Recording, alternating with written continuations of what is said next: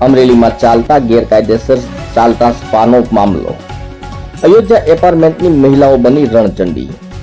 ગેરકાયદેસર ચાલતા સ્પાના બોર્ડ ઉતારીને સળગાવ્યા। પાલિકા તંત્ર દ્વારા ફક્ત નોટિસો અપાઈ, કાર્યવાહીના નામે મીંડું। અયોધ્યા એપાર્ટમેન્ટની મહિલાઓ દ્વારા સ્પાના બોર્ડ ઉતારીને જાહેરમાં સળગાવ્યા। સ્પાના ધંધા સામે મહિલાઓ રણચંડી બની।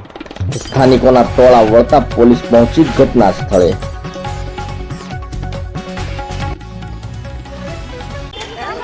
આજરોજ કેરિયા રોડ સ્થિત અયોધ્યા રેસિડેન્સીની મહિલાઓ દ્વારા અનઅધિકૃત રીતે ચાલતા અને મહિલા જીવન માટે અડચણરૂપ બનતા સ્પાની દુકાનોને બંધ કરવા માટેની ઝુંબેશ શરૂ કરવામાં આવેલ છે। આ ઝુંબેશના ભાગરૂપે આજ સવારથી મહિલાઓએ કોઈ દુકાન ખુલવા દીધી હતી નહીં અને તમામ પ્રકારના સ્પાના બોર્ડને ઉતારી લીધા છે। જે સ્પાના સંચાલકો દ્વારા સપોર્ટ કરવામાં આવેલ નથી તે સ્પાના બોર્ડને જાહેરમાં સળગાવી દેવામાં આવેલ છે।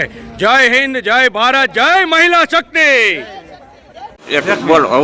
મારું નામ કિરણ દેસાઈ છે। હું અયોધ્યામાં રહું છું। અમારે ઘરનું મકાન છે અને અમારી નીચે હું નીચે રહું છું, ઉપર પા આલે છે। પામાં બહુ ખરાબ બોલતા હતા એટલે અમે પા બંધ કરવાની સૂચના આપી હતી, પણ 6 મહિનાથી અમે એની વાહે પડ્યા છે પણ કોઈ ધ્યાન દેતું નથી। હવે બંધ નહીં થાય તો અમે ધરપકડ કરાવીને બંધ કરાવી દેશું।